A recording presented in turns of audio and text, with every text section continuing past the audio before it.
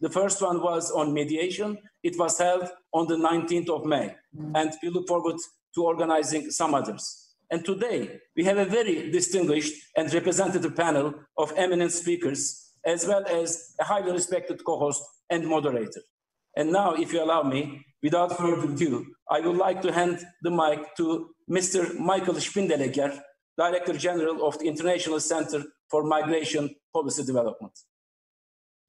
Thank you very much, Mr. Ambassador. Let me also say best greetings from Vienna, from the headquarters of ICMPD. We are very much delighted to welcome you all, panelists, as well as participants in this webinar.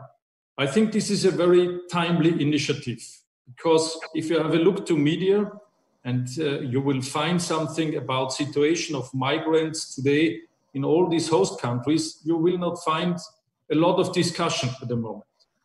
But anyhow, problems with migrants, and especially in the host countries, will not go away. What we have to do is to put more attention to this issue.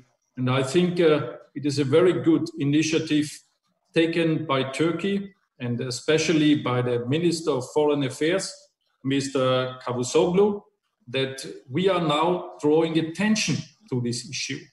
And so what we would like to do today is, first of all, to get more information about the situation, especially in the host countries of the migrants.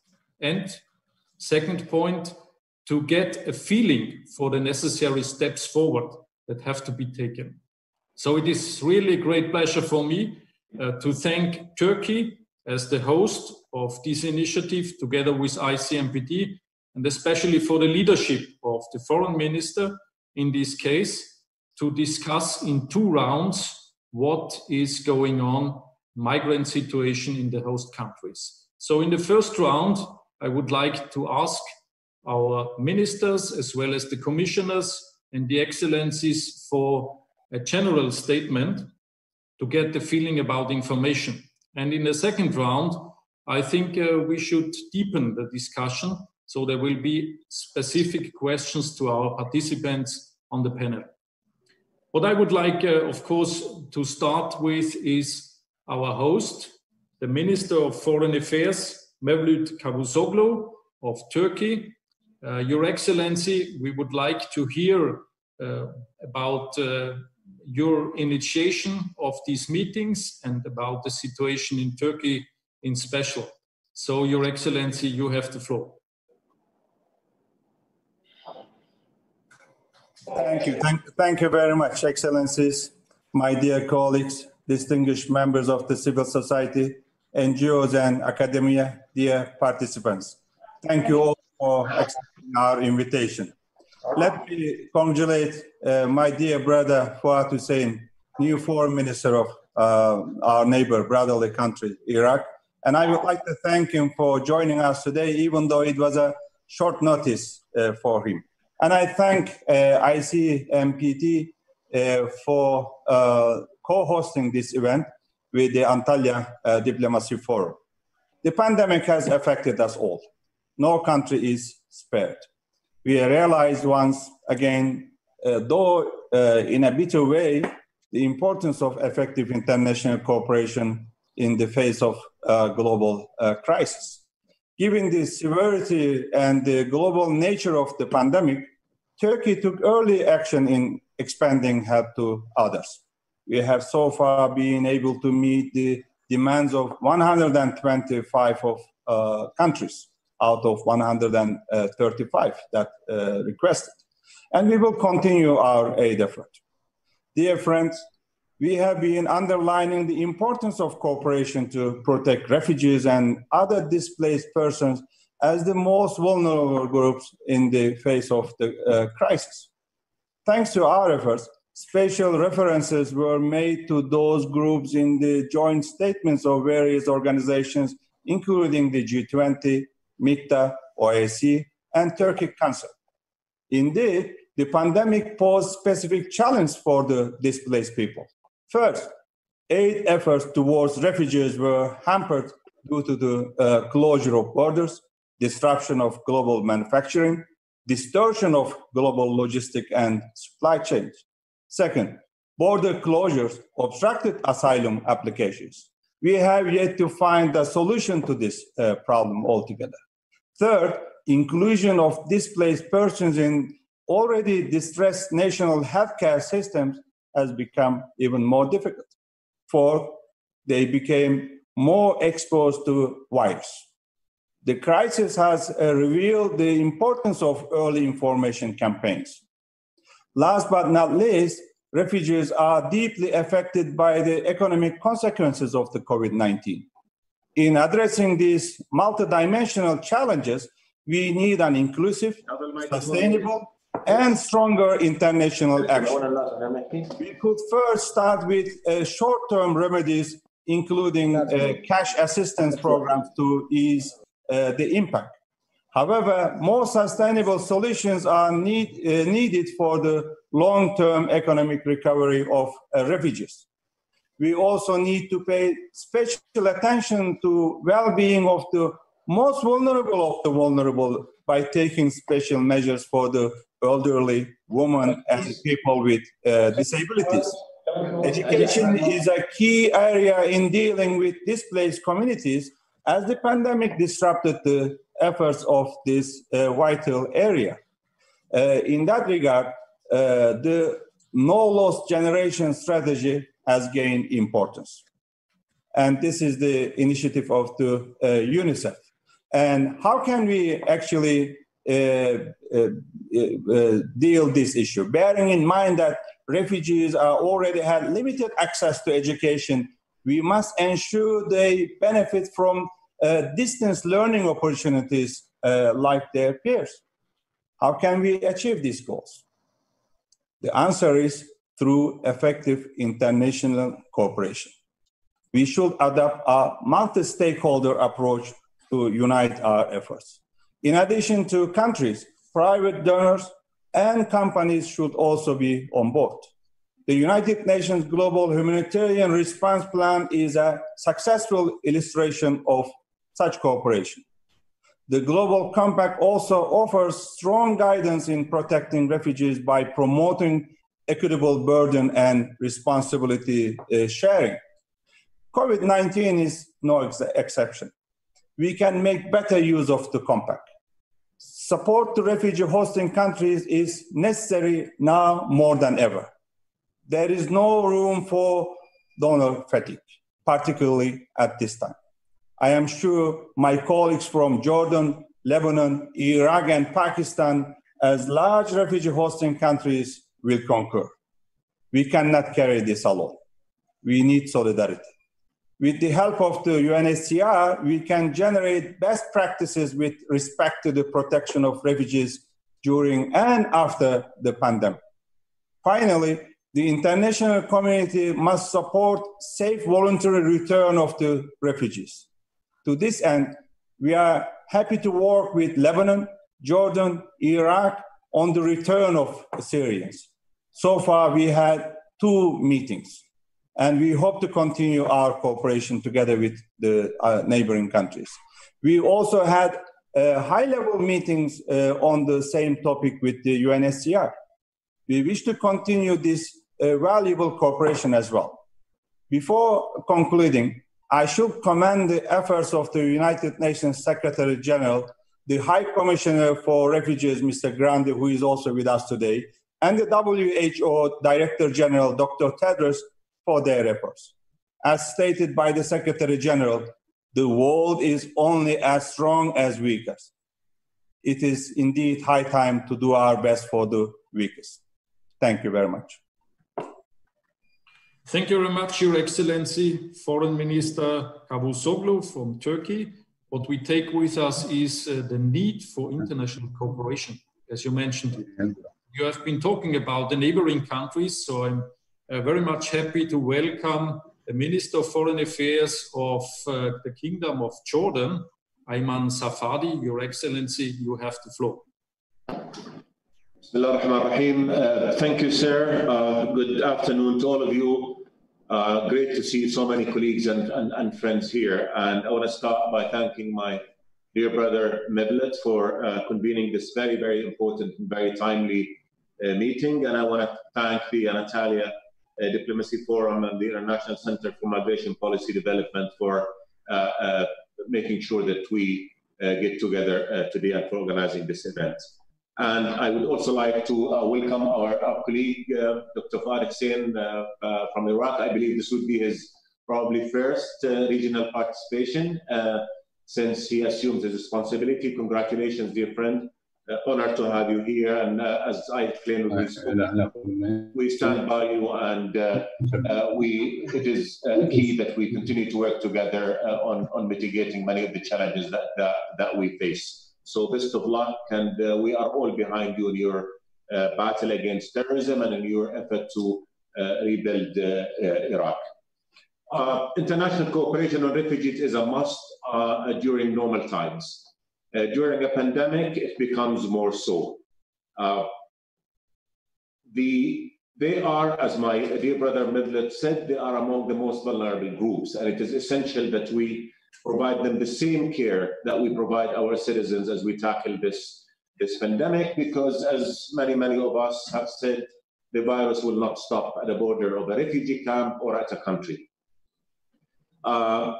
It is a big challenge, and I think going forward, the challenge is even going to be more, as a lot of countries will be focusing on addressing the economic impact of Corona, which is enormous on all of us. So the threat of less funding coming to support UN organizations, less funding for refugees and for host countries is there. And what we need to keep in mind that host countries too, probably more than others, are under tremendous economic pressures as a result of the crisis. Therefore, we really must cooperate to make sure that refugees get the care that they deserve in facing the pandemic and in addressing the social economic consequences of it as well. In Jordan, I have to say that we're the largest per capita host of refugee, and during the pandemic, we worked very closely with our UN partners to make sure that refugees get the same level of care and protection that our people do, and they did. And I'm happy to report that there have been no Corona cases on any of the Syrian refugee camps that we have in the country. Going forward is going to be a challenge. We cannot do it alone. The UN cannot continue to provide the same level of service unless the international community comes forward and support. So the challenge that we have going forward is how do we ensure global reaction to this challenge as part of the global reaction to the broader Corona pandemic. We look forward to the Brussels conference that will be convening soon, and we hope that will be a good gathering for all of us to come and stay focused on what needs to be done, which is supporting refugees and supporting host countries support refugees. The ultimate answer to the refugee challenge is for them to voluntarily go back to their home countries. And as Brother Miblet mentioned, we are working with neighboring host countries of Syrian refugees to make sure that we ensure cooperation for the voluntarily and safe return of refugees when conditions allow them to do so under international law and fair UN procedures and rules there. But until then, we have to continue to provide the same level of care that we can for refugees. The nature of the need has shifted from immediate relief to long-term relief. Schools, enabling skills for jobs, education, all that are a long-term challenge that host countries cannot handle on their own. So I think the message must be that this is a joint responsibility for all of us. As people speak of donor fatigue, we need also to be concerned about host country fatigue, particularly at these difficult times. Again, I don't want to take too much time. I just want to say that we are in this together.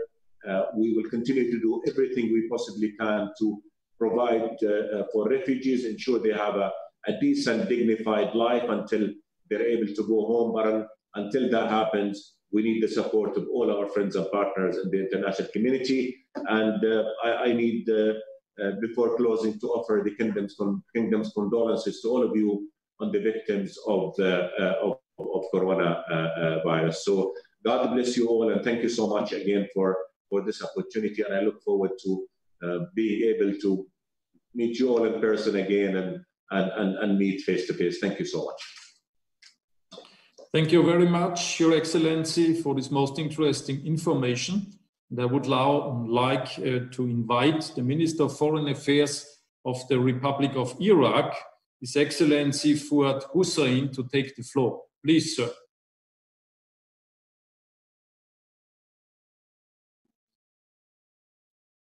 You have to press the button so that we can hear you.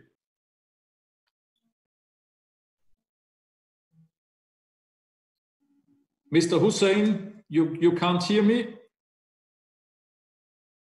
You have to press the button for the microphone so that we can hear you.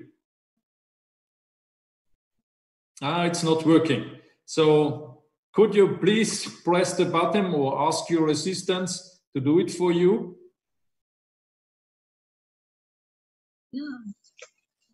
Now it's working. You hear me now? Yes, everything okay. Thank you very much. Thank you very much, Excellencies, ladies and gentlemen. Thank you, my brother Mavlud Çavuşoğlu, for your kind words, and thanks to Minister Safadi for his also kind words. First, I would like to express my sincere appreciation to the government of Turkey for organizing this webinar on the situation of refugees and displaced persons during the pandemic, the need for international cooperation, and for inviting me to participate in this webinar. My appreciation also goes to the organizers for providing the participants with the necessary documents which serve as a good basis for our discussions. As you may aware, that in terms of the figures, we have the following. IDPs, we have got 1,414,632 IDPs in our country. Syrian refugees, we have got 247,568. Other refugees, these refugees goes back to the old days. We have got 41,237. With the arrival of coronavirus in Iraq in February, we put the protection and well-being of the internally displaced persons and refugees in the camps and shelters as a top priority. Shelters, camps, and other accommodation sites that accommodate refugees and displaced persons in Iraq are in risky situation if such infection disease hits these places strongly. The government pledged to use all of the state's capabilities to combat the coronavirus pandemic, including supporting the specialized task force and providing medicines and medical equipment, in addition to being open to international support and experience in this regard, and establishing a modern health system with a forward-looking vision. Iraq is working with the UN agencies to prevent the spread of the disease among refugees and displaced persons, with a view of promoting hygiene practices as a key element in our measures that we are taking. The challenges that Iraq is facing necessitates maintaining the mandate to UN agencies at the same flexibility it currently enjoys, with sufficient funding to enable them to meet their commitments and provide advice and assistance to the government and the people of Iraq, particularly in dealing with such risky and infectious diseases and social and economic issues that affecting the lives of the vulnerable populations in the camps and shelters. Priorities of action and strategy objectives should address the roots of the vulnerable to such disease through measures that foster protection and prevention. Iraq is of the view that solidarity among affected nations and the unity of the international community are crucial as the virus is a global health crisis. Thus, the response must be global also through effective international cooperation. Investment in the reduction of the global health risks should not be seen as an opportunity for shared profit. We have to work together with a spirit of partnership and shared goals. We thank all UN agencies and donors that working closely with the Iraqi central government and the Kurdistan regional government to support the improvement of the health facilities and staff capacities to ensure the affected persons by the virus will receive adequate treatment in a timely manner in camps and shelters. Finally, we have to voice it out that host countries need coordinated efforts and sustainable funding to face the challenges that are associated with the virus, and in the Iraqi case, the stunning fall of the oil prices. Thank you very much.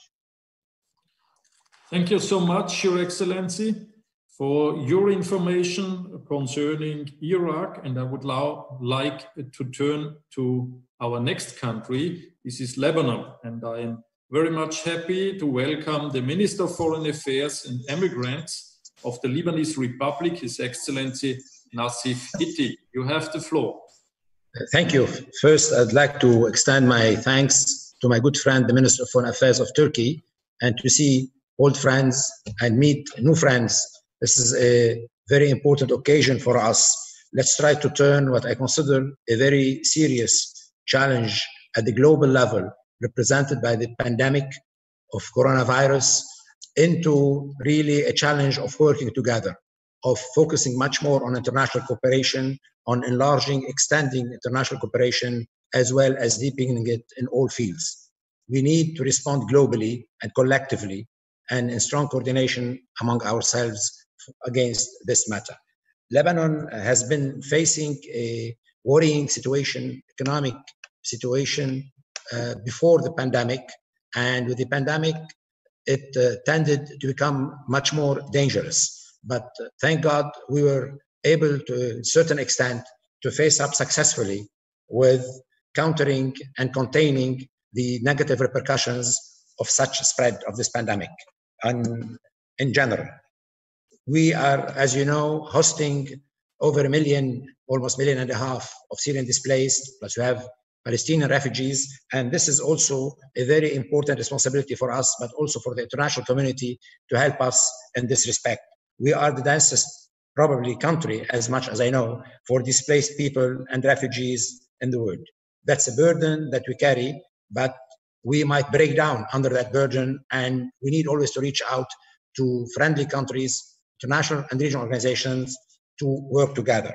The international community has been working greatly with us, represented by different UN agencies and organizations, but we need also again and again, and I'm sure that's facing up all of us, to have more support, much more support for the host country and for the refugees and for the displaced. For the Syrian case, we always believe that only a political settlement of the crisis, a comprehensive political settlement of the crisis, will turn the chapter entirely of this Syrian tragedy. Our view and belief is that we are for the return of the Syrians into their own country, a non-coercive, safe and dignified return into Syria. Hopefully, as we say, the sooner the better for everybody, for all of them and for all of us, with all our support. According to responsible people from the Ministry of Health in Lebanon, Lebanon's requirement for assistance from the international community and organization can be summarized as follows. We need to support and equip those under-equipped hospitals, medical centers, to handle better the influx of Lebanese as well as of refugees and displaced cases because of this major breakout of this pandemic. we need much more support, which is highly welcomed and appreciated already, of international concerned organizations, UNRWA, UNHCR, who, in order to meet the obligations toward the Palestinian refugees, as well as the displaced Syrians in different sectors, such as health, water, sanitization, and hygiene matter. We need also some more help for Lebanese and for people who are hosting in Lebanon to have quarantine centers much more for positive and negative COVID-19. Patients need really more requirements in that respect. And at one point of time, we felt we are under much pressure because many Lebanese are returning back home already from different countries, and some countries in certain regions in the world are facing difficult situations. So more influx of Lebanese coming back is putting much more pressure on the system, and we have to deal with all these situations. So basically, I would call on all of us to work together to ask more of international support for the UN agencies working in Lebanon and to have much more support for the host country. This meeting again and again is a very important example, is a very important illustration of the importance of exchanging information, discussing together, and working collectively to address all these issues. Thank you. Thank you so much, Your Excellency, especially for the very concrete needs you have in Lebanon. And I think this is part of information that we really need to come to action. Now let's turn to the next country, and this is Pakistan. I very much welcome the Minister of Foreign Affairs of Pakistan, Shah Mahmood Qureshi. So please, sir, you have the floor. Thank you. My brother and friend, Mevlut Çavuşoğlu, Minister of Foreign Affairs for Turkey, Honorable Ministers, Excellencies, High Commissioner UNHCR, ladies and gentlemen. Let me start by thanking the host government of our brotherly country, Turkey, for organizing this important and timely webinar. Over the last 4 decades, nearly 3 generations of Afghan refugees sought shelter in Pakistan, fleeing from violence and war in their homeland. At its peak, Pakistan hosted 5 million refugees. Even today, we continue to host 3 million registered and unregistered Afghan refugees, which remains the second largest protracted refugee crisis in the world. For Pakistan, the caring for refugees is shaped by Islamic principles and the humane values of our people, the values of generosity, compassion, and hospitality. Despite constraints, Pakistan has provided protection, offered opportunities for education, health, livelihoods, and vocational training, opening of bank accounts, and social mobility to millions of Afghan refugees. Recently, Pakistan hosted an international Afghan refugee conference in Islamabad, marking 40 years of Afghan refugee presence in Pakistan and seeking to find durable solutions for the protracted Afghan refugee situation. Excellencies, COVID-19 has posed unprecedented health and socio-economic challenges for all states, whether developing or developed. This virus is spreading rapidly in the developing countries, including Pakistan. Health systems are overstretched, and countries are finding it difficult to provide for their health workers, even with necessary protective equipment. A substantial decrease in foreign remittances, which are an important source of economic growth in the developing countries, is expected. People have lost their livelihoods and poverty is on the rise. Global economy is contracting and a number of productive sectors are on the verge of bankruptcy. Excellencies, our government has been following a compassionate and holistic approach to combat the impacts of COVID-19. On March 24th, Prime Minister Imran Khan announced a relief package of approximately $8 billion. Moreover, a comprehensive Pakistan response and preparedness plan was launched in consultation with all stakeholders to channelize the efforts and resources and address the gaps. However, no state can handle the magnitude of this crisis alone. International cooperation is required more than ever before. Excellencies, it is imperative to revalidate the principle of sharing responsibility and burden and support large refugee hosting countries during these difficult times. Resources for protected refugees situations must not diminish at this hour. Thus far, Pakistan has been financing the health needs of Afghan population in the country through our own resources without any discrimination. UNHCR has only provided limited support to who they consider are refugees by a very strict definition which excludes 1.6 million Afghan refugees. Overall, UNHCR has launched an appeal of $20.6 million for Afghan refugees in Pakistan amidst COVID-19. However, that amount is clearly not enough, as it only caters towards the needs of 1.4 million POR card holders registered with UNHCR and does not take into account remaining 1.6 million Afghan nationals in Pakistan. I will share following 7 points to enable large refugee hosting countries in managing the refugees in the wake of COVID-19. 1. The UNHCR's refugee response plans, which are part of the global humanitarian response plan, must be adequately financed. 2.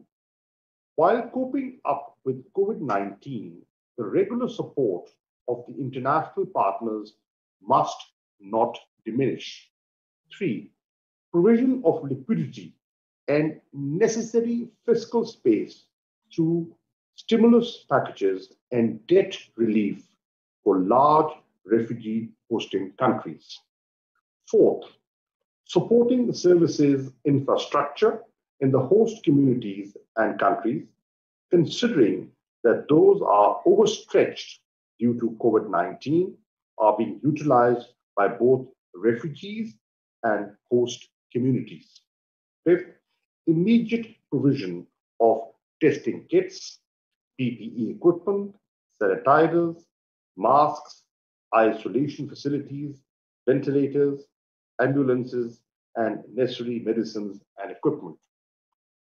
6th, equal treatment of protracted large refugee situations with the new emerging ones.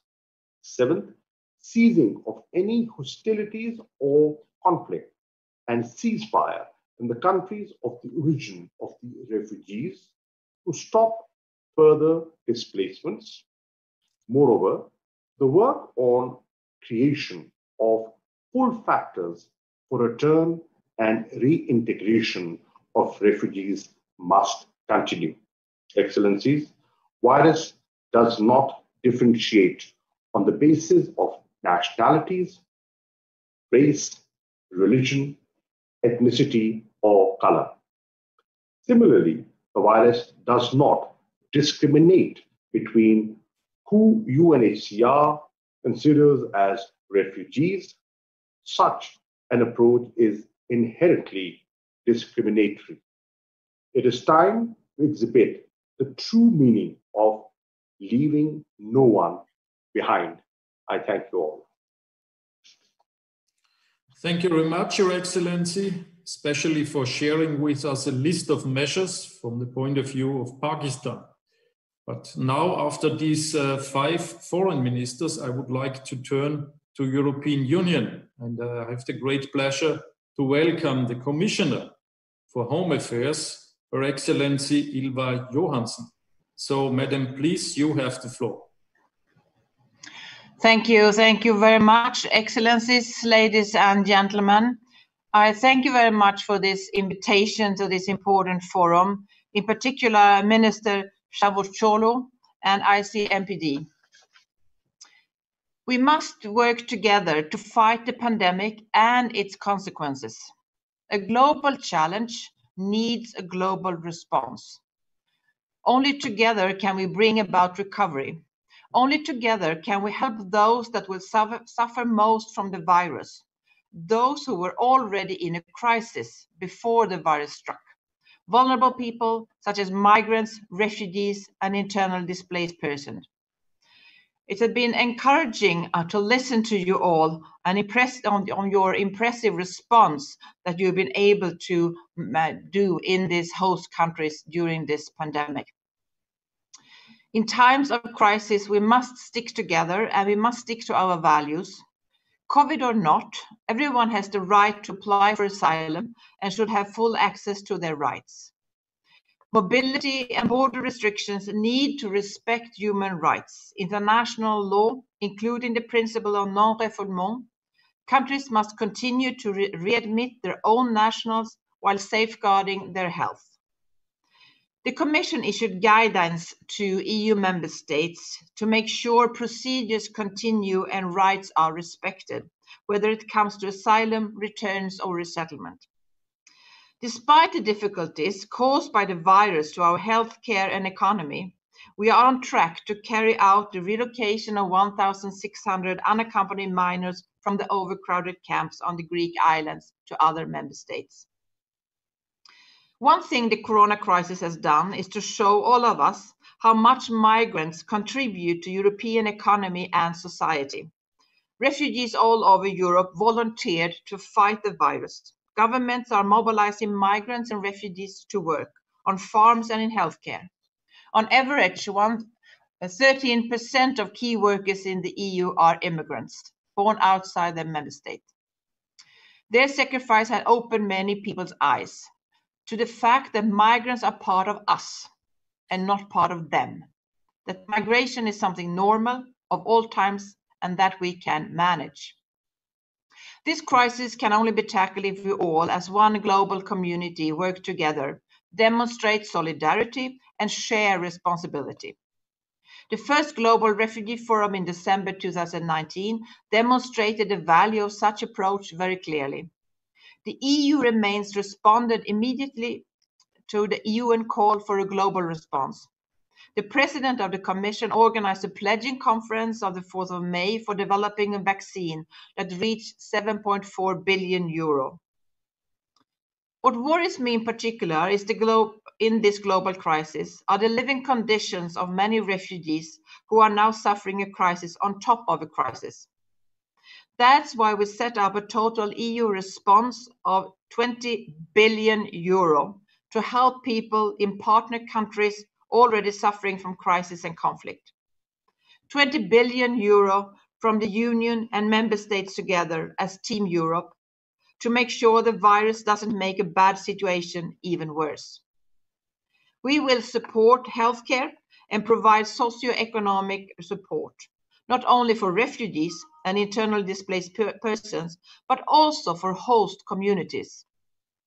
We will use our amended EU budget to support recovery at home and abroad. Out of 118 billion euro proposed for external action, we set aside an additional 16 billion to support partners.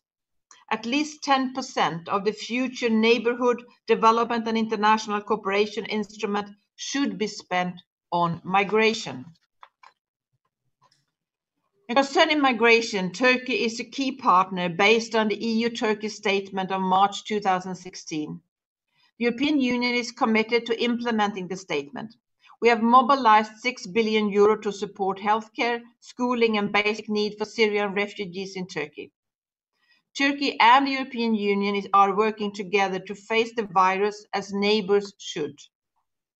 Turkey generously pledged 75 million euro to support the search for a vaccine. The EU Civil Protection Mechanism supported the repatriation of Turkey's citizens. And we're also working together to protect refugees in this health crisis. Together, we supported the purchase of gloves, masks, and protective gowns, as well as disinfectants, cleaning products, and thermometers for the EU-funded migrant health centers in the region. The EU is also helping the 650,000 Syrian refugees who live in Jordan, 1 million Syrian hosted by Lebanon, and 250,000 in Iraq. At 20 billion euro mobilized, I'm proud that the European Union is the world's biggest donor for Syrian refugees. At the end of June, there will be another opportunity to pledge support for Syrian refugees and further listen to the needs of hosting countries. The 4th Brussels Syria Ministerial Conference on the 13th of June will reaffirm EU's commitment and solidarity with Syrian refugees and their hosting countries. The EU Syria Trust Fund has mobilized 2.2 billion in support of Syrian refugees hosted in these countries. We must not forget about the refugees and displaced persons in the Silk Route countries. Pakistan alone hosts 3 million refugees. We will also show solidarity with COVID-related aid for Afghans and host communities in Pakistan. This builds on our existing support for the reintegration of Afghan returnees, internally displaced persons, and Afghans in Pakistan and Iran in bilateral and regional programs. Finally, this crisis has witnessed an increase in organized crime. Those who take advantage of the current situation to put people's lives at risk should be the focus of our cooperation. Smugglers are adapting to this situation and increasing their activity in smuggling drugs, arms, and also people. For all these reasons, we must step up our efforts to fight smuggling, and we can only do this jointly. Global challenges like the COVID-19 require global responses. The European Union will continue to work together with you, our partners, to protect and support those who need it, especially refugees and internally displaced persons, and I count on your continued cooperation. Thank you very much. Thank you very much, Madam Commissioner, especially for this overview, what European Union has done so far. And I now would like to turn to a global level. We are very much happy to have with us United Nations High Commissioner for Refugees, His Excellency Filippo Grandi. Please take the floor. Thank you, Michael. Thank you very much. And let me start by also thanking Turkey and its foreign minister. Thank you, Mevlut, for convening this very important discussion, and greetings to everybody else on screen whom I know, many foreign ministers whom I know well, some that I don't, but I hope I will soon when we can travel again and meet in person. So, and in particular, congratulations to Minister Fuad Hussein, the new Iraqi foreign minister.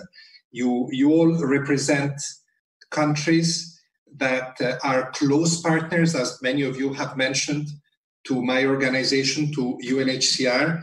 And of course, I'm delighted to also see Commissioner Johansson. We have a very close partnership with the European Commission and with her office in particular.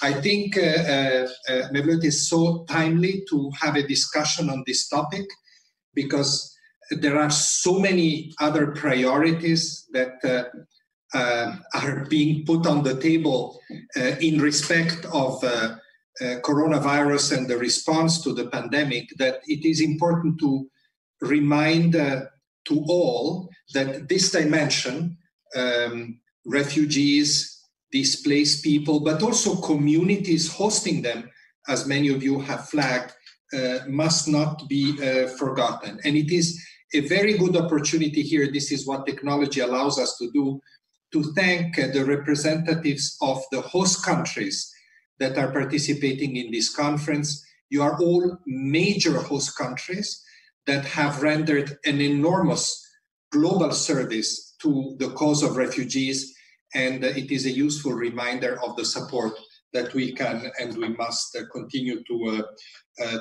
provide. Much has been said already, and starting from the speech of the Turkish foreign minister, whom I could put my signature under exactly the same words that he has used, I just will add a few more thoughts, as Michael said, from my perspective. There are well over 70 million refugees and IDPs in the world.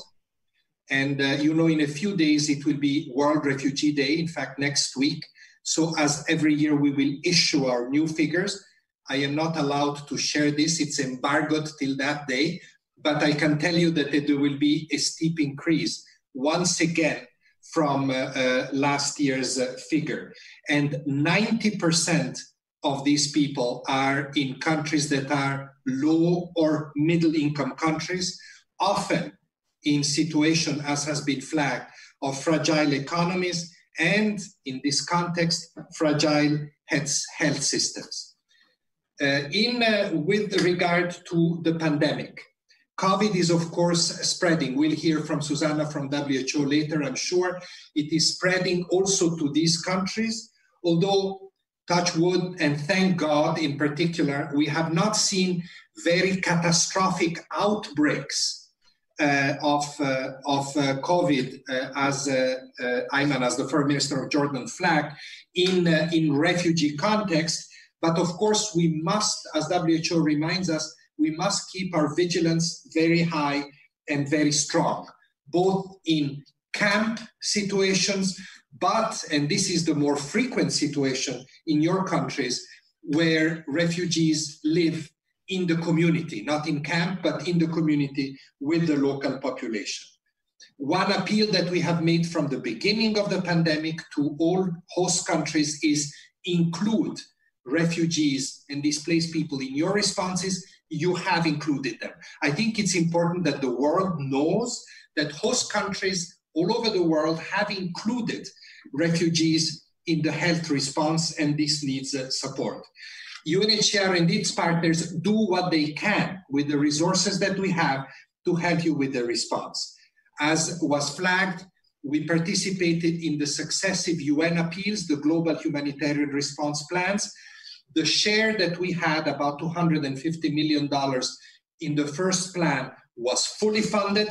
We have now a much bigger share in the second appeal, and our share is almost 750 million. So I want to take this opportunity and thank you, thanks to the Foreign Minister of Pakistan for having flagged that it is important to fund these humanitarian appeals for UNHCR and for others, because it is through these resources that we're able to help host countries in the key domains that all of you have flagged: health, water and sanitation, shelter, conveying information to refugees about health issues through call centers and other ways in collaboration with the governments.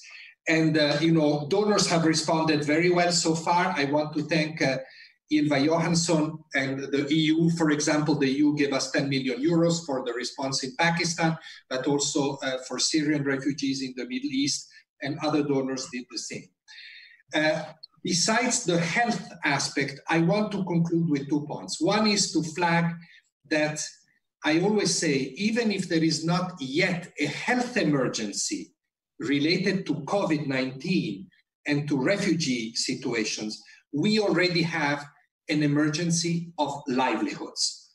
Refugees, as many of you have flagged, displaced people very often draw their livelihoods from daily wages, from very fragile employment in the informal economy. And the informal economy has been hit hardest by lockdown for obvious reasons, both local populations and refugees. So we already see among Syrians, among Afghans, among displaced Iraqis, a rise in poverty due to the lockdown. And this is where it gets very difficult. I could give you many statistics of this. You know, through our call centers, the type of calls that we receive are mostly about, we have no more money, we have no more savings. 50% of the calls that we receive in all your countries are about poverty that is much worse than before. It used to be 6% in Turkey about this topic. It is 50% now. So it is a very steep increase, and I can give you many examples. We in UNHCR have, with your permission, have stepped up our cash disbursement. I'm very happy that in Pakistan, for the first time, we were able to do direct cash transfers to Afghans. And Minister, I take your point that we have to target those that are registered with us, but there is a very large unregistered Afghan population. And I promise you that we will follow up on that as well. And the same applies in Lebanon, where the situation is very dramatic, as the minister said, but also in other countries. What I have also done, we have reached out very strongly to actors that can really help you with the inclusion of refugees and displaced in your own safety net that you're putting in place for your population. This is much more difficult than including refugees in health, I realize, politically and otherwise. So I've reached out to the World Bank, I've reached out even to the International Monetary Fund to flag that for countries like yours, the burden represented for refugees must be taken into account whilst they design rescue packages and support packages on the economic front and not just on the health front, in the spirit of the Global Compact on Refugees and the Global Refugee Forum, in which you have all participated last year. My last point is to simply echo the call made by many of you. We have some important opportunities coming up. First and foremost, the Brussels, or quote-unquote Brussels, the EU-led conference on Syrians that Ylva spoke about.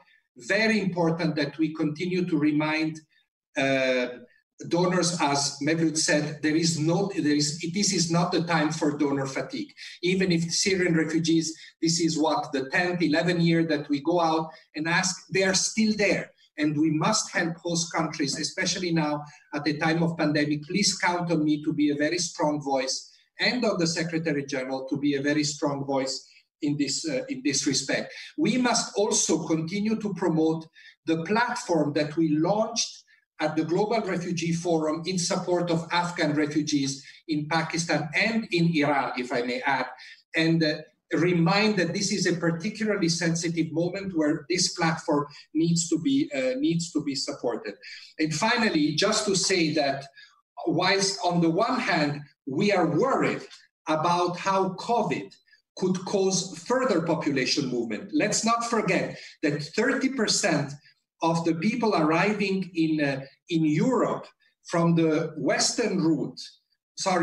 eastern route up to the lockdowns, up to COVID, 30% were Afghans, which is a very strong signal about the increased poverty of Afghans and the impact of the Afghan conflict on this population.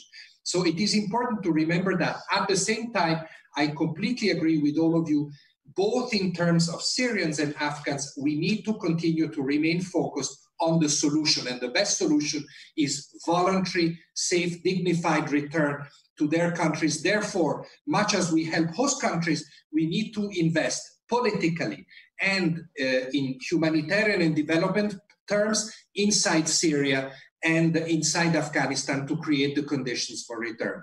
Thank you very much. Thank you very much, Filippo, for your comments and especially for your ongoing engagement. This is really welcome. Let me now turn to our next panelist, and this is the former Minister of Foreign Affairs of Austria, Her Excellency Karin Kneißl. Madam, you have the floor. Thank you very much, Dr. General Mr. Spindlecker. Good morning also to all of you from Austria. My sincere thanks go also to the Turkish government and the entire Forum for Diplomacy, in particular to Minister Cavusoglu. Dear Mevlut, thank you very much for having invited me to this distinguished panel. I would like to highlight some issues that were already forwarded by all the speakers so far. Let me first of all draw the attention to what Minister Cavusoglu mentioned when it comes to distant learning in refugee camps. Having spoken to children, youth in several refugee camps, be it in Lebanon, be it in Syria over the last 10, 20 years, I remember most of these young people, when you ask them, what do you want to do professionally one day? It was medical doctor, pilot, and teacher. These were the three professions many of them had in mind. And I would say there never can be too many teachers or too many doctors. There is no such thing as an inflation of the medical profession. And we will need medical workers. We will need health workers and doctors. And why not focus on distant learning with this perspective of working for the people, whether it's already in the host country or whether one day it will be in the country of origin. So distant learning is something that gives a perspective, and with regard to becoming a teacher who likes children, who likes young people, or being a doctor who's really interested in healing, in curing. For that, you need, of course, two basic things, and we have all realized that the importance of it is Wi-Fi, a well-functioning Wi-Fi, and it's a reliable provision of electricity. Having lived in the Middle East for some time and in Southeastern Europe, I know about the daily disruption of electricity supply. So why not call in here international energy companies with regard to reliable and affordable electricity supply. This is a major problem for many of the host countries, not only for the refugee and migrant population. It's also a problem, in particular in Lebanon, for the regular Lebanese citizen, because of the cutting down of electricity supply and all what that means when there comes in an additional refugee population that needs even more electricity.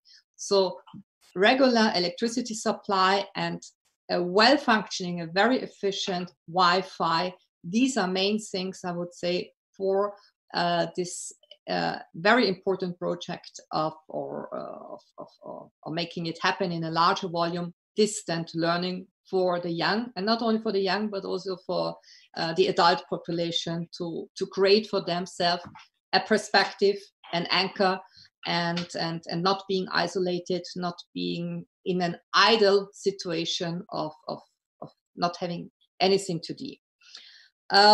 Next point I would like to highlight is the issue His Excellency, the Foreign Minister of Pakistan, has mentioned, namely the deficit of remittances. The World Bank had conducted studies on the importance of remittances already 2-3 decades ago.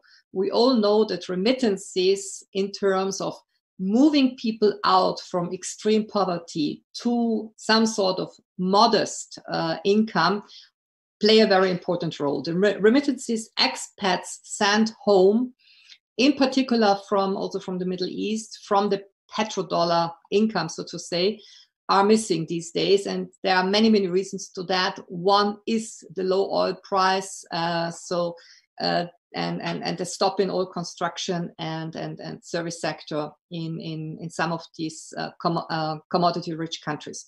So here, something has to be found instead.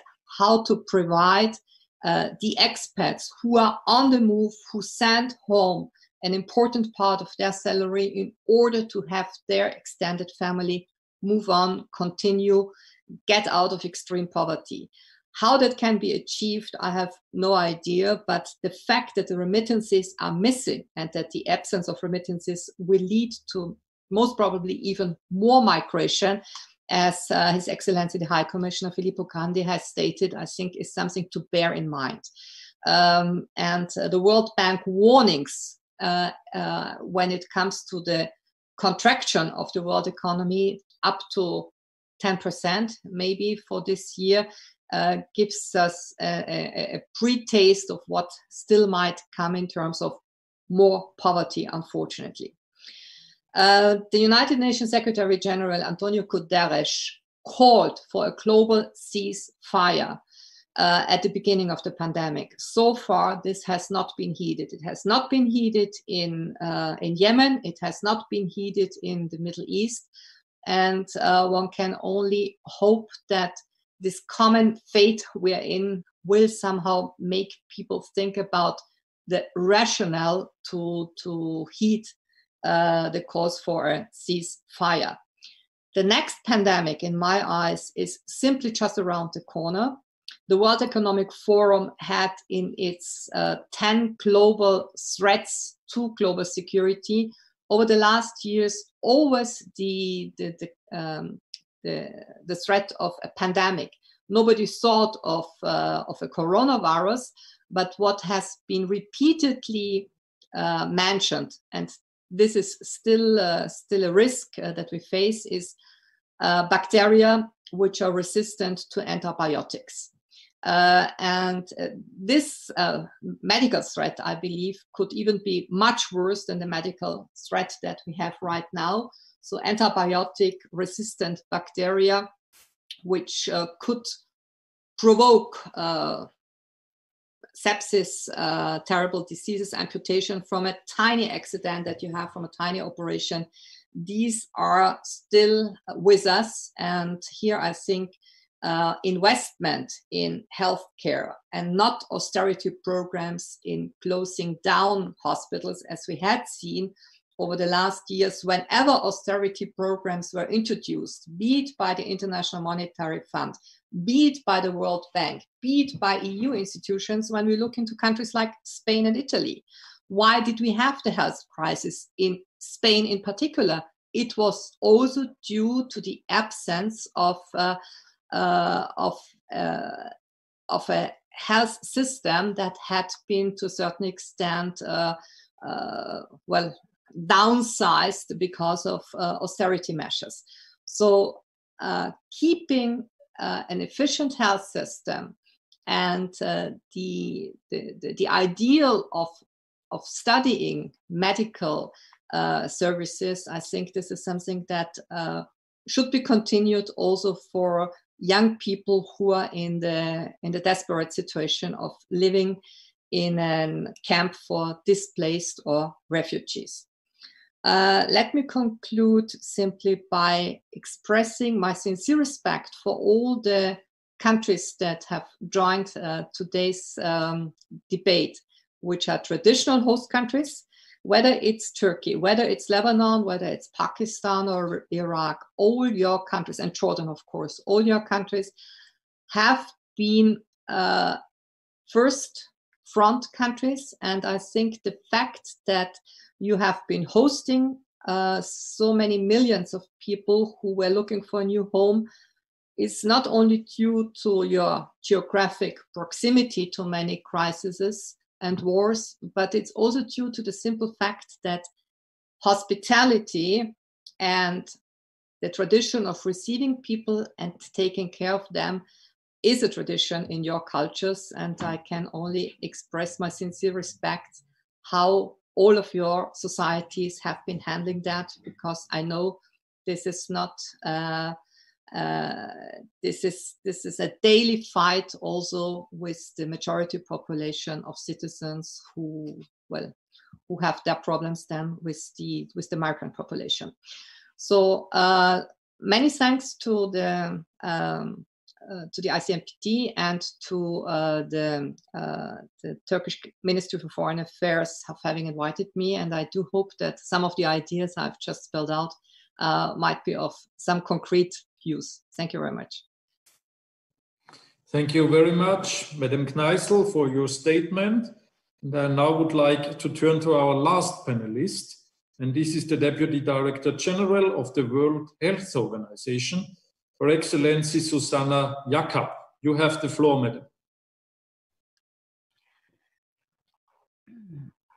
Honorable Ministers, Excellencies, ladies and gentlemen. First of all, I would like to thank the government of Turkey and all the organizers for organizing this event and also for inviting WHO. And let me say upfront that it's really a pleasure to work with all of you, both multilaterally and also bilaterally. And it's a big pleasure also to see our international partners online, the UN High Commissioner for Refugees and the EU Commissioner for EU Home Affairs. As of this morning, ladies and gentlemen, WHO has recorded more than 6.7 million cases of COVID-19 around the world and almost 400,000 deaths. More than 100,000 cases of COVID-19 have been reported to WHO nearly every day over the past week. The Americas continue to account for most of the cases. There is an increasing number of cases in the Eastern Mediterranean, Southeast Asia, and Africa, while the number of cases in Europe continues to decline. However, no one is safe until the whole world is safe. Evidence shows that refugees and migrants have a low risk of transmitting communicable diseases to the host populations in general. However, they are potentially at increased risk of COVID-19 because of living conditions in overcrowded settings without access to basic services such as healthcare, water, and sanitation. Refugee camps are of particular concern. Social distancing, proper hand hygiene, and self-quarantine are extremely difficult to implement. Refugees and migrants are particularly vulnerable to the impact of COVID-19 in the wider community. The health risks are compounded in fragile, conflict-affected, and vulnerable settings in which large numbers of refugees, migrants, and displaced persons live due to weak health systems. We have now seen the COVID-19 death among refugees and migrants in many countries. The extent of the COVID-19 among refugees and migrants, especially in vulnerable settings, may be understated due to the lack of data and widespread testing in many countries hosting them. Stigmatization and discrimination of migrants seen to be virus carriers lead to targeted attacks and heightened tensions with host communities. This negatively influences healthcare-seeking behaviors and further isolate, exclude, and discourage or reduce migrants' access to health services due to fear. There are also some reports of attack on healthcare workers.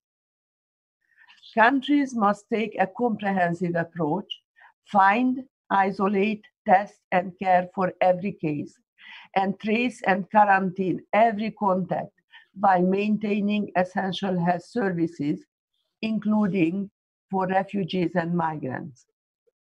Strong health systems that are accessible and affordable to all is the way forward. Universal health coverage and an inclusive approach to migrants' health that leave no one behind should guide our public health efforts.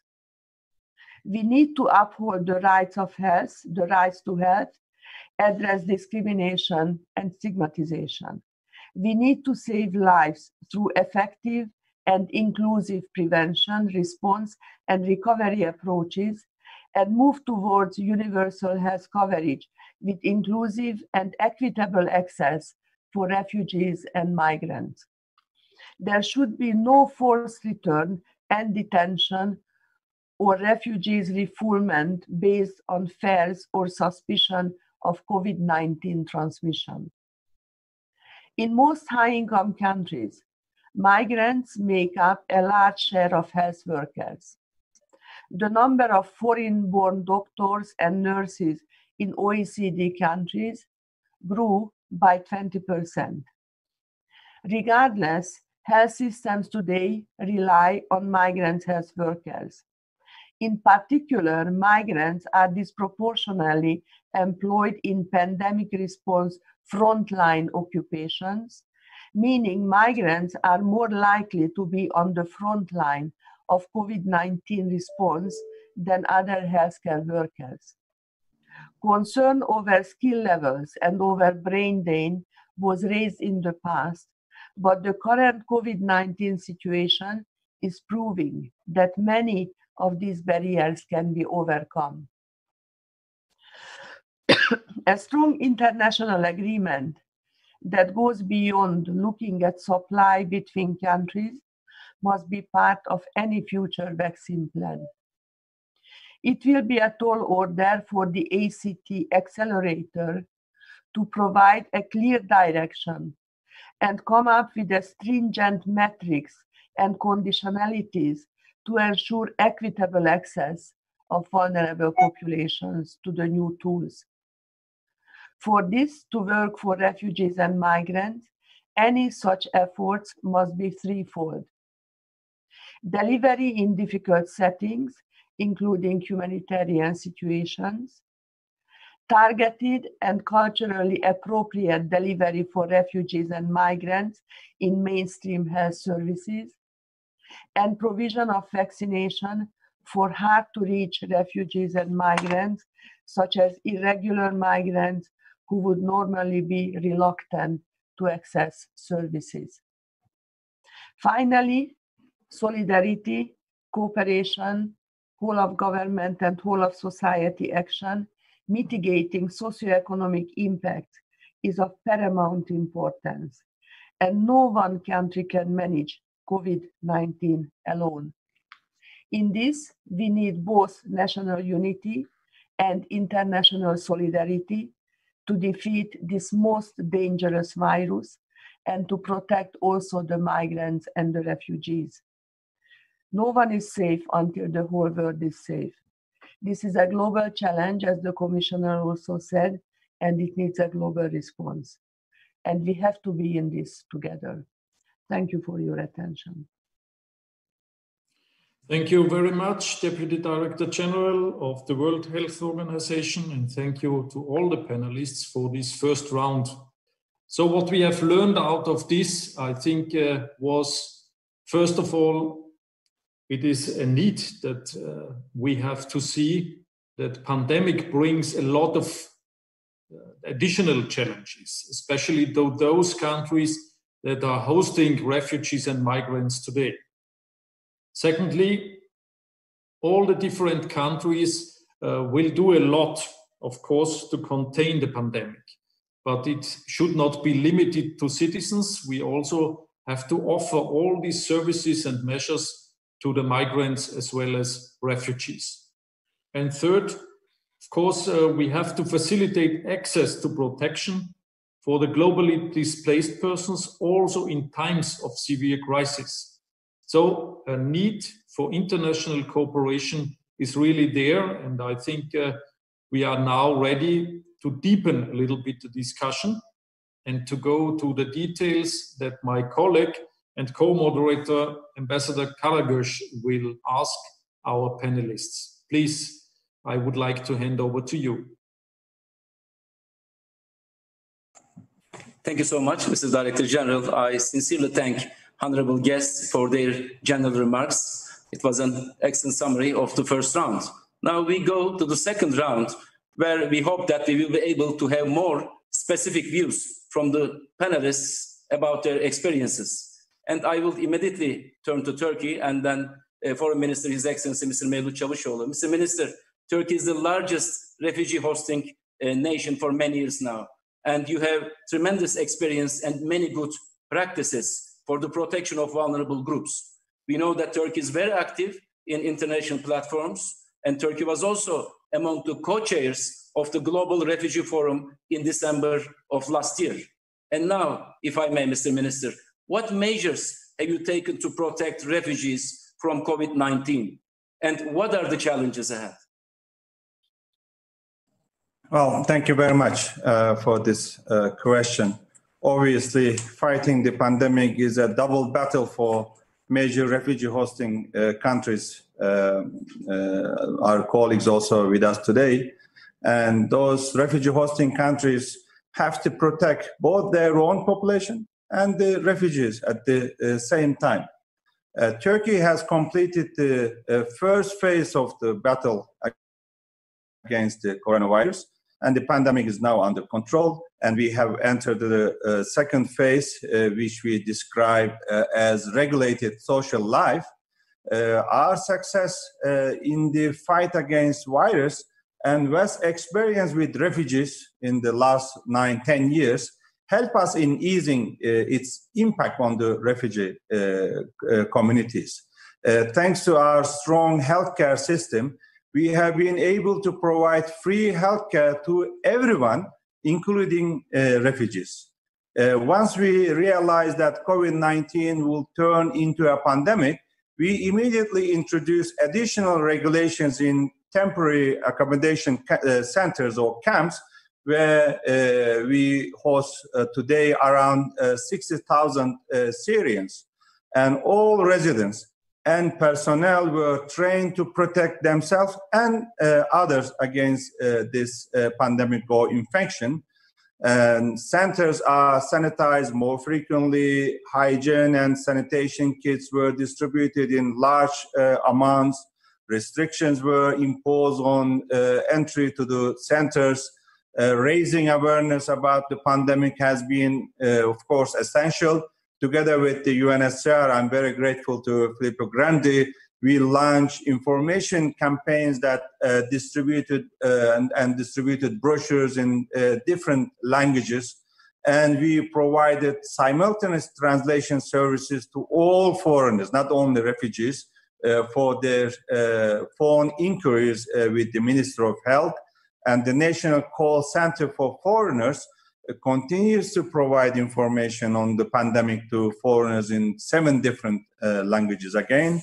And the special experts were being assigned to follow up the conditions of the refugee with specific vulnerabilities that we discussed in our opening remarks. Of course, education has been and will continue to be our priority. And we have invested a lot in this vital sector. So far, more than 680,000 Syrian children, among over 1 million school-age Syrians, have been enrolled in education programs. And we have increased the enrollment rate from 30% to 63% in last 5 years. And the help of the international community was, of course, instrumental in this success. And we have many ongoing projects with our partners, and some of our key partners are here today with us. We're very grateful. And the flagship project is the conditional cash transfer for education, which is funded by the European Union. And the project has helped 600,000 almost refugee children to attend the school. And we are trying our best to ensure uninterrupted education. We shouldn't lose the next generations. For this, we need, of course, strong support from the international community. And another main challenge is to help those who lost their jobs and income. And to address this, refugees are also entitled to benefit from the economic assistance packages just as Turkish citizens here in Turkey. These includes, among the others, short-term employment assistance, right to unpaid leave, and cash assistance for unemployed refugees in Turkey. And we have an ongoing successful joint project with the UNHCR to support households in need with cash assistance. And the project aims to reach out to about 20,000 households. It means around 100,000, maybe even more refugees. And I believe all refugee hosting countries, including Iraq, Jordan, Lebanon, and Pakistan, face similar challenges. And then we need to unite our efforts. So this is what I can say to answer your question. Thank you. Thank you. Thank you very much, Mr. Minister, for your in-depth answer.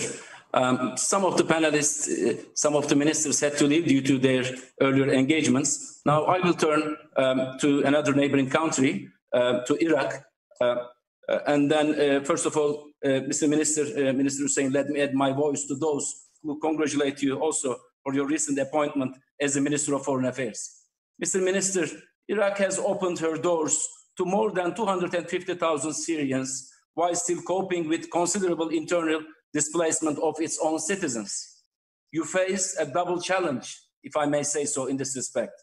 COVID-19 pandemic has the potential to exacerbate this situation.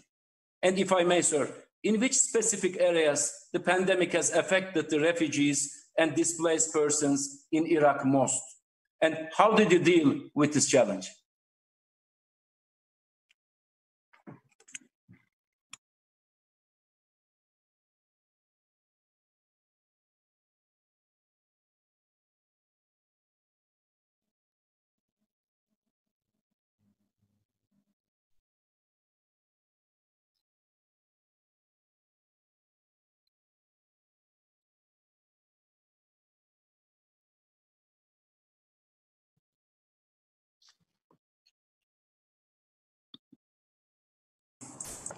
Mr. Minister, could you kindly push the button because we cannot hear you?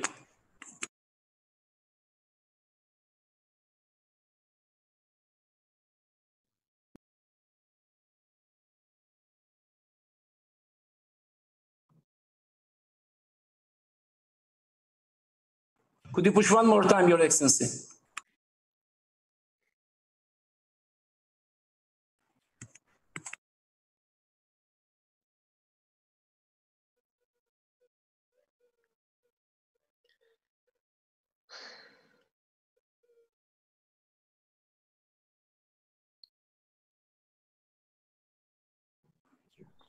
I'm sorry, Mr. Minister.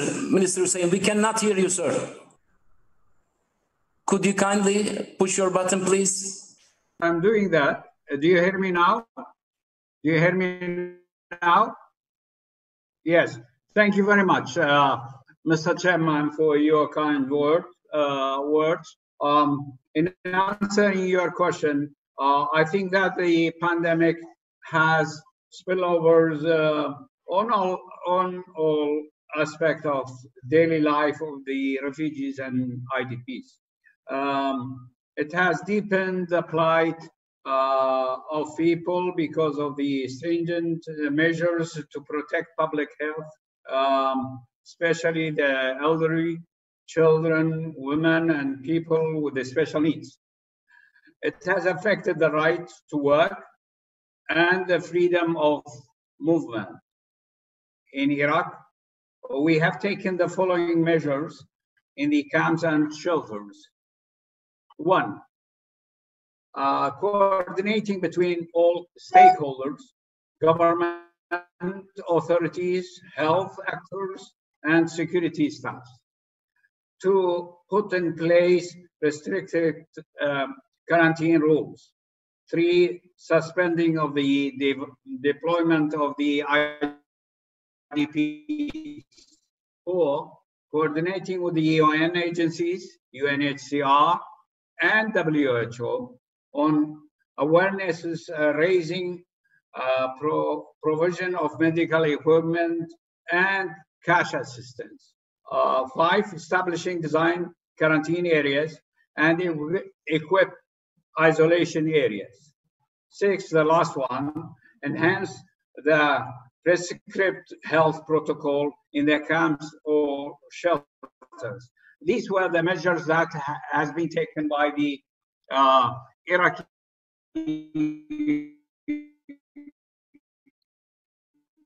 government in cooperation with the international order and WHO. Thank you very much. Thank you so much, Mr. Minister, for your remarks. And immediately, I jump to another neighbor in the region, Lebanon, namely. Lebanon is the country with the highest number of refugees per capita in the world. Mr. Minister, you host over 500,000 Palestinian refugees and around 1.5 million Syrians. Despite several challenges, Lebanon has demonstrated strong resilience and has met the needs of these people in several fields. And now, Mr. Minister, if I may, how Lebanon has been responding to cope with the spread of the pandemic on its own population, as well as on refugees? And what are the specific areas you need support from international community? Thank you, Mr. Chairman, for mentioning what we have been going through and how we are really under heavy pressure. We consider that with the coordination, narrow coordination among different concerned ministries and with the UN agencies and all supporters, international and regional supporters, we were able to move forward with some success, as it's indicated by, thank God, the low level of those who have tested positive, whether within the Lebanese citizens or among the refugees. But having said so, on May 7th, the UN in Beirut plus the humanitarian partners launched what was extremely important and was very important to accompany us. This Lebanese emergency appeal, which make an appeal to collect $350 million to address critical areas of humanitarian assistance and humanitarian intervention. This is extremely important in order to successfully contain the effect of the spread of the COVID-19 and its immediate socioeconomic impact. And I underline the socioeconomic impact already in a very vulnerable, economically vulnerable country. The principle to which we are highly committed, entirely committed, and firmly committed, launched and adopted is a single health response for all those residing in Lebanon, without distinction based on gender, nationality, status, or anything of the sort, and under the leadership and the responsibility of the government of Lebanon. There are certain areas which we highly need to have some more support into them. To support, first and foremost, the preparedness and response capacity, to strengthen the response capacity of the Lebanese health system to cope with the COVID-19 emergency, to strengthen the engagement of and communication with the communities, supporting good hygiene practices and ensuring COVID-19 specific support services. This is, if I may underline it from our experience being on the terrain, as we say, is extremely important, is of high importance. Third, to ensure uninterrupted delivery of critical assistance and services to the refugees and host communities, as foreseen in the Lebanese crisis response plan. And last but not least, of course, to expanding the support to vulnerable groups, not included in the LCRP. The percentage of those living under poverty line in Lebanon is increasing because of the worsening economic situation for months now. And those who are in need of humanitarian assistance due, as I mentioned, to the very dangerous, very really risk carried by the socioeconomic impact of the COVID-19 outbreak and the previous financial crisis. All in all, these are some important areas which are complementary and interrelated, in which we need much more support from the international community and much more coordination from the UN and other specialized agencies. Thank you. Thank you so much, Mr. Minister, for elaborating this issue and its impact on Lebanon. Now, from the region, I will turn to Brussels and immediately turn to Madam Commissioner. The EU has been generously supporting the refugee hosting countries, including those that have been affected by the Syrian crisis. The EU will be hosting the 4th Brussels conference on Syria in the end of this month. It is important to address the vulnerabilities in refugee hosting countries where COVID-19 pandemic may trigger new refugee crises and secondary movements. The EU's role will be critical. The fact that there is not a coherent view within the EU with respect to migration, and we know this, and refugee issues makes this period more difficult for you. And now, Madam Commissioner, what is the role of the EU should play to help refugee hosting countries during COVID-19 and afterwards? And do you think that the effects of the COVID-19 pandemic will make the EU countries' views on migration more divergent? Thank you very much. Of course, the European Union is playing a leading role when it comes to as a donor for refugees and forcibly displaced persons around the world, and we would like to continue doing so. And we, of course, realize that we need to step up during this COVID-19 crisis. This is necessary. As I said in my introduction, we have to work together on this, and it's necessary with the global response, and the European Union will play an important role here. We are in the end of our budgetary cycle, but even so, we have been able to make available 30 million euros to the WHO in emergency response to COVID-19 crisis. And I think that it's really important that refugees and IDPs should have the significant support, but also the host communities. And I think it was very important for many of here that many of you raised the importance of education, because this is really an area where I do think it's important to investigate also for the future. We should, of course, there are immediate needs, but it's also important to look into how we strengthen our societies and individuals for the future.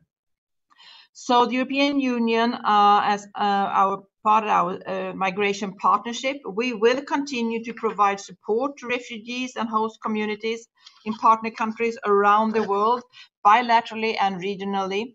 And it's key that we strengthen our relations with our partners in migration.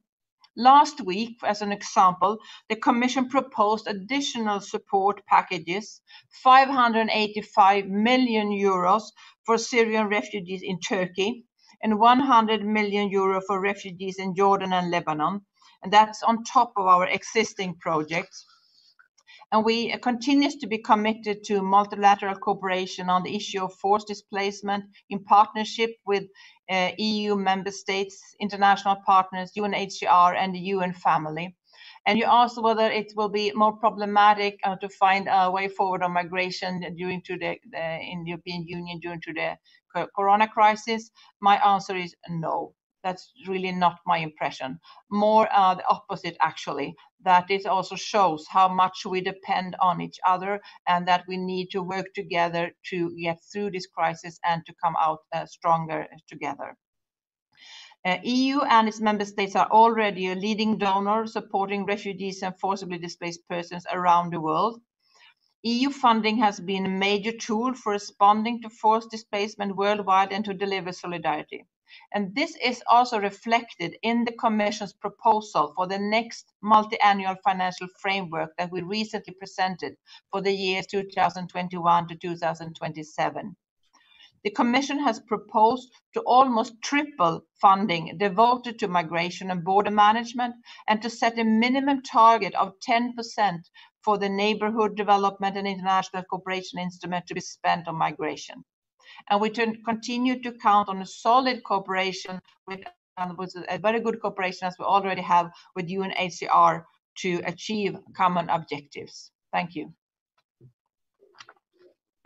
Thank you so much, Madam Commissioner. Now we move to another key partner on this issue, namely UNHCR. Mr. High Commissioner, UNHCR is the principal organization to help refugees and displaced persons. UNHCR adapted to the new reality very quickly and has been doing a great job, actually. You have appealed first $255 million under UN's Global Humanitarian Response Plan, and then raised it to $745 million to meet the existing requirements.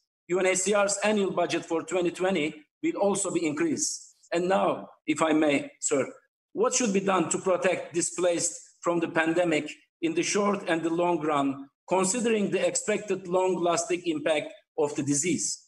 Can we make better use of the global compact on refugees to cope with the similar crisis in the future? Thank you, Director General. And I have 6 very quick points. It will take just 2 minutes. One, I think it is very important that we continue to highlight what you as host countries have been doing, including refugees in the response to COVID. I said it earlier, I want to say it again. But I think it is equally important that we highlight internationally that this is not cost-free, that this has a high cost as you are also incurring other costs to protect your own population. I think this additional cost is something that we need to articulate even better than we have, especially with the large financial institutions, bilateral donors, and so forth. Second, I spoke earlier and others spoke about the need to support the humanitarian appeal. You referred to the first one. This was part of the 2 billion appeal that the UN put out, the Global Humanitarian Response Plan. It has now gone up to 6.7 billion, of which UNHCR has about 750 million. This is challenging because, you know, donors at this moment are all focusing on their own domestic response. Many of these donors have been hit by the pandemic in their own countries. So this is the difference with other situations we've faced in the past. But we must insist that these appeals must be funded, not only this global fund, but, you know, the Solidarity Fund, which is managed by WHO, which is largely funded by the private sector, the Multi-Partner Trust Fund managed by the UN, UNDP and others, which is supposed to help with the recovery. These are all important tracks that all need attention. Third, you mentioned the Global Compact on refugees. Let's remember also the Global Refugee Forum, of which indeed Turkey was one of the co-conveners. President Erdogan came, Minister Çavuşoğlu came also to participate, and many others. And there were important pledges made there, not only in health, but also in education, livelihoods. I think it's very important. Many of you mentioned education. I think it's very important not to lose the gains that we made in many years of trying to convince the international community that the refugee issue is not just humanitarian. It has longer term impact. It's very true now with the pandemic, but it was true already before. And all the gains that we've made since the London conference, perhaps for the Syrian refugees, we should not be losing them. So this is an important element, and fulfilling the pledges made at the Global Refugee Forum will be another important medium and long-term track. Next, I want to insist on the importance of protection. I'm glad Minister Çavuşoğlu mentioned that.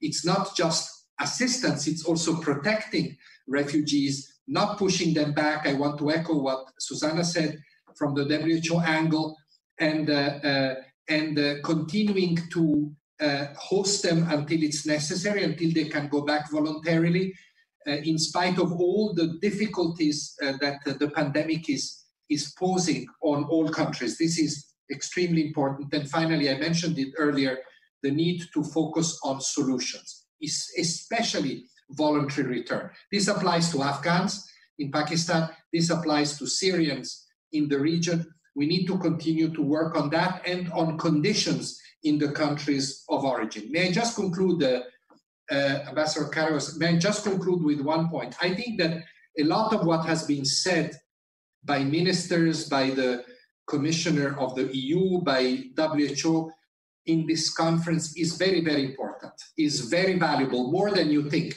I hope that we can really disseminate out of this Antalya event a strong message. You are the biggest host countries in the world, among the biggest host countries. Your message carries an enormous value in terms of refugee solutions, of refugee protection worldwide. So I hope that really a message can be distilled and disseminated. I speak here from my perspective. It would be very, very valuable. Thank you very much. Thank you. Thank you so much, Mr. High Commissioner, also for your kind words and reference to Antalya Diplomacy Forum. Now I have two distinguished speakers left in my list. On the other hand, I have also 5 to 6 minutes before I give the floor to Minister Çavuşoğlu for final remarks. Immediately, I go to Austria and Madam Kneissl. Madam Minister, solidarity is utmost important as far as the global migration governance is concerned. And this has become more evident with the pandemic. And Austria is host to many migrants and refugees. So if I may, Madam Minister, what should the developed world and the EU do to support refugees and host communities? And how can Austria contribute to these efforts? Thank you very much, Ambassador. Well, I don't want to be just the outside voice. You know, for me, it's now much easier to give a nice advice from the outside, not having any more carrying official functions. But having had some insight and being interested in the topic for evident reasons, I may suggest the following.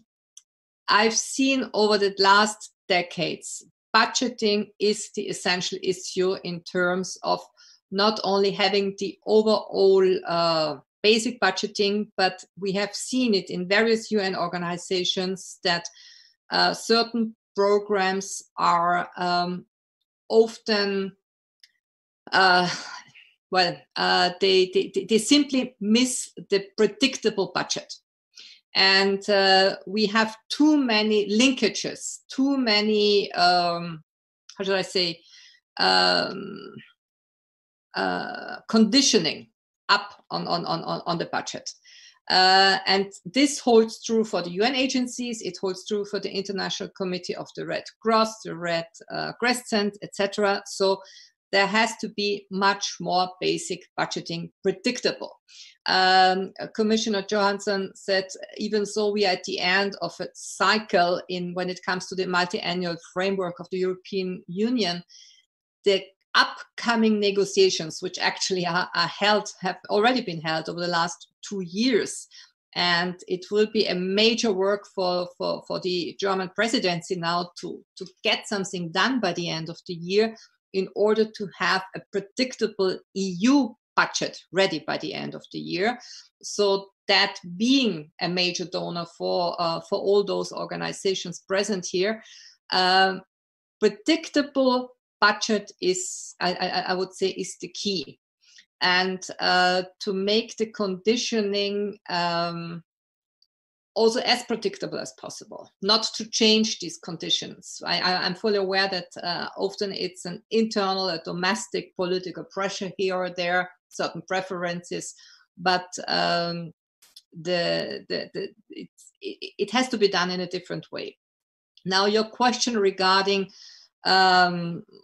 Austrian contribution in terms of being a host country. It really depends on, I would say, the origin of the migrant population, to which extent there has been a second, third generation effect of, I now feel fully at home in my new host country, or not anymore considering it as a host country, but considering as your country. This is not being achieved with all layers of society. Sometimes it's a very smooth process, and sometimes it simply doesn't work for whichever reason. Often it's a very individual thing.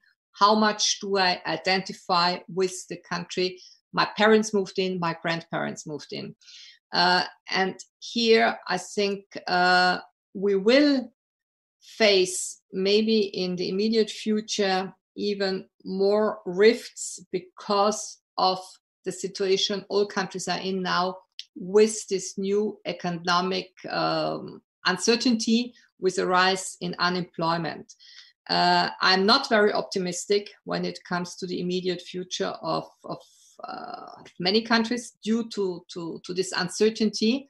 And I fear that people who are once again, not for the first time in history, looked at with certain suspicion because of the uncertainties that we have right now. So the economic crisis is not to be underestimated, also when it comes to coexistence, to daily living together, which is often easier when the economy simply is smooth and fine, and when you know how to appreciate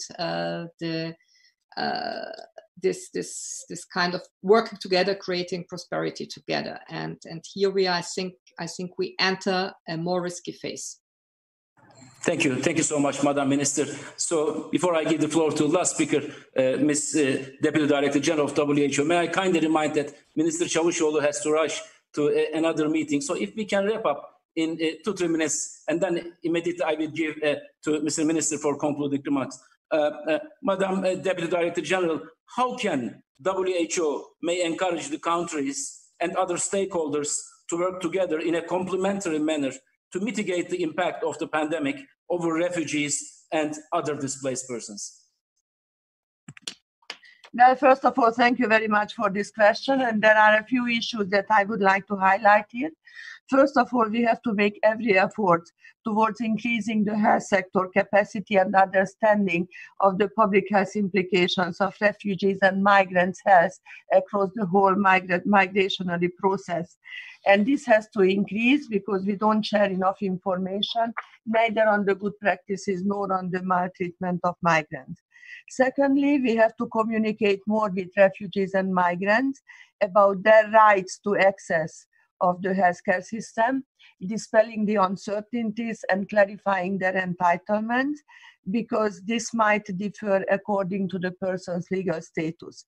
And sometimes because of fear of legal or administrative issues, they don't make use of services like the immunization services or public health programs.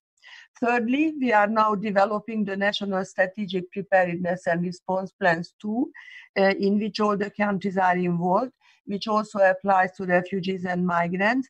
And we have to integrate refugees and migrants systematically into this preparedness and response plans. Fourthly, I would like to highlight that in 2019, we signed a Memorandum of Understanding with IOM, just a month ago with Filippo, UNHCR. And this is very important because this also includes the field operations and make our field operations effective, complementary, and predictable. As an example, WHO and the World Food Programme recently, just last week, airlifted 34,000 kilograms of medicines and medical supplies, including 6.5 tons of PPE and laboratory diagnostics to Yemen, for example. Then the COVID-19 Partners Forum supports transparency, collaboration, and efficiency for the countries. And now, as of today, more than 125 countries are already using this platform. In addition, we last week launched a so-called Technology Access Pool, the CTAP, which is not obligatory, of course, for member states, but it's an opportunity for sharing information. And this sort of things can become a regular feature of our work. And then final point is that WHO continues to train millions of health workers all over the world to apply its guidance. And we have a learning platform that has now registered 3 million enrollments for the courses on COVID-19. And this also includes refugees and migrants in many different languages. And the summer school is being also organized. So my final point is that migration will be a defining feature of the 21st century. It is not a crisis or an emergency limited to any time or limited to COVID. Almost 80% of refugees stay in host countries for at least 5 years, over 60% in urban settlements, and structural changes are needed. Local health systems must adapt systematically so that refugees and migrants face fewer financial, administrative, linguistic, and cultural barriers to access health services. And finally, I would like to thank you again to the organizers for this event. It's a very important event. I would like to support what Filippo Grandi has said, and Turkey's role is crucial to take this forward. Thank you very much. Thank you. Thank you so much, Madam Deputy Director General. And before I conclude, I would like to give the last word for final remarks to Foreign Minister Çavuşoğlu. Sir, you have the floor. Dear colleagues, dear friends, thank you once again for taking time and sharing your views with us today. I also want to thank those who joined us online. I know many representatives of the NGOs also are with us. And we heard different perspectives from major refugee hosting countries, donor partners, and the UN organizations today. Perspectives may be different, but we have a common goal. And this goal is to protect refugees and displaced persons and provide them at least a decent life. For that, we need courage, cooperation, and action. Once again, thank you very much. for being with us today and making this event, to my mind, very successful and useful, fruitful. Thank you. Thank you. Thank you so much, Mr. Minister. And with that, we come to the end of our webinar today. On behalf of the Antalya Diplomacy Forum, I wish to express my deepest gratitude to Honorable Ministers, Mr. High Commissioner, Madam Commissioner, Ms. Deputy Director General for their generous contribution. My special gratitude and appreciation go also to Mr. Michael Spindeleger as well as ICMPD. And I will be remiss if I did not remind you that we all look forward to seeing you next year spring in March in Antalya when we have the actual Antalya Diplomacy Forum. Thank you so much. Thank you. Thank you.